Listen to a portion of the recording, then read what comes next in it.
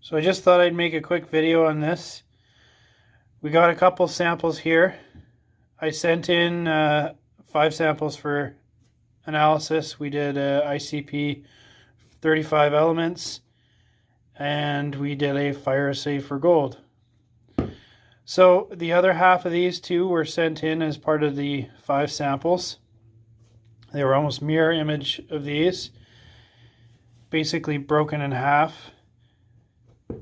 So you have similar mineralization. You got some chalcopyrite, you got a bit of bornite in here, and you got a bit of pyrrhotite.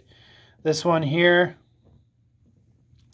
you got similar, mostly chalcopyrite, but you have a little bit of bornite in there. And these samples assayed completely different, despite being from the same vein, taken a couple feet away from each other. And the reason why is gold is often found in nuggety form. You don't generally see gold where it's evenly distributed throughout your entire vein or deposit. So one sample could assay 10 grams per ton gold, one could be 5, one could be 20. Well, let's take a look at the assays here and I'll show you what I mean. Sample number 1, this sample right here, you can see the gold values are at 6.21 parts per million or grams per ton. Silver, 12 parts per million. And copper is over 1%. We did over limits and I think it turned out to be something like, well, let's take a look. 3.37%. Sample number 2 is actually sample 4.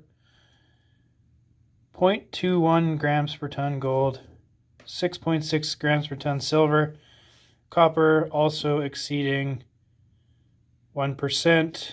We did over limits on this, so copper was actually at about 2%.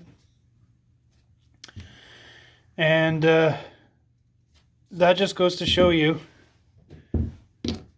2 similar samples from the same deposit can be completely different. If you guys are sending in samples, don't send in small samples like I did right here,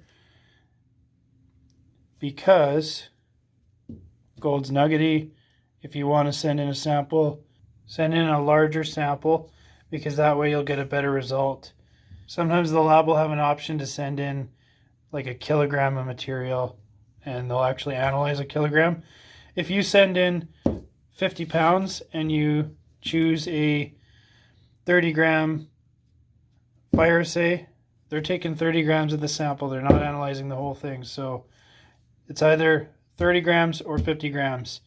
If you can choose 50 grams, always do that. It does cost a little bit more money, but it's definitely worth it, and you avoid missing out on deposits that seem low but could actually be high-grade deposits, but you missed out because you sent in too small of a sample. There are lab tests that you can do where if you send in a kilogram of material, they will actually analyze the full kilogram, but those are pretty expensive. I've done a bunch of those and they end up being about a couple $100 a sample. Whereas if you just do a fire assay for 50 grams, you're looking at about 25 bucks Canadian. It's definitely cheaper to do the 50 gram than the 1 kilogram sample, and you'll get a better result than if you were to just send in a 30 gram sample for a fire assay. Anyway, I hope you guys enjoyed the short little video. Thanks for watching, and we'll see you guys next time.